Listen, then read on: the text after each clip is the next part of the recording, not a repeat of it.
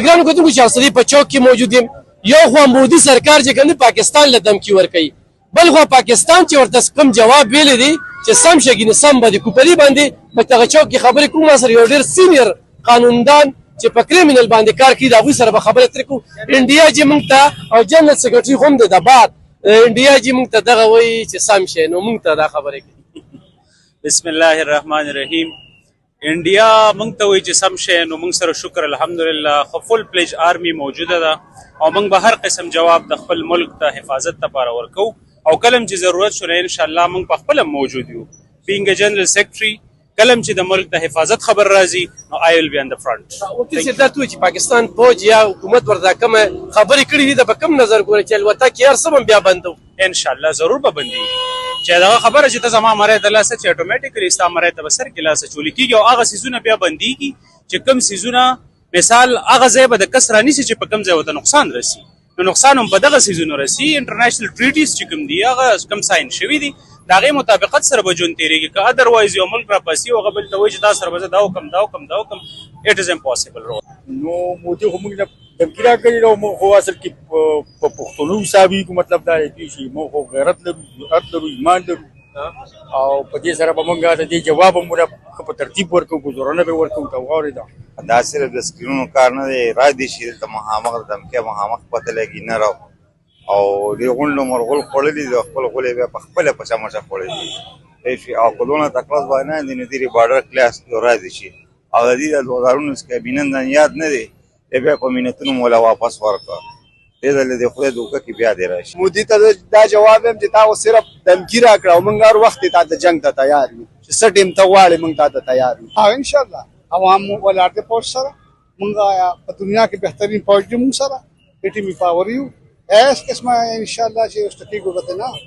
مودي موږ له دمکی را کړې ده نو راکړې ده کنه نو څه په مخکې هم دمکی را کړې و ابینندن تیر دی را دي شي بیا و په چې مې اوس کوزي با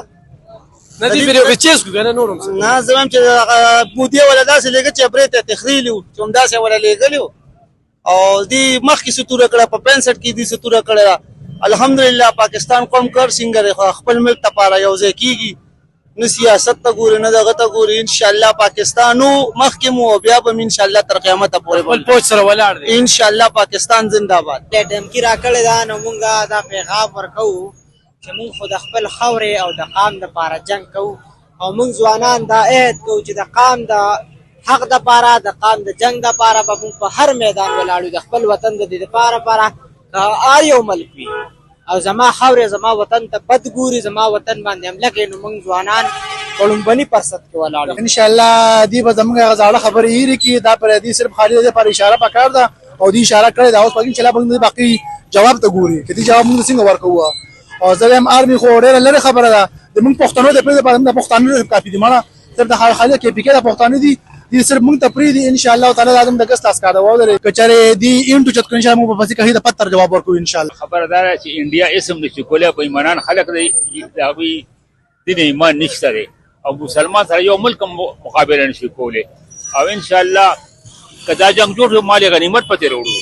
دا موږ ته انډیا مودي چې کوم دي موږ له دمکی را کړې ده څه ورته څه جواب ورکوي بینګ پاکستانی مونږ بالکل خپل فوج سره شانه بشانه ولاړ یو او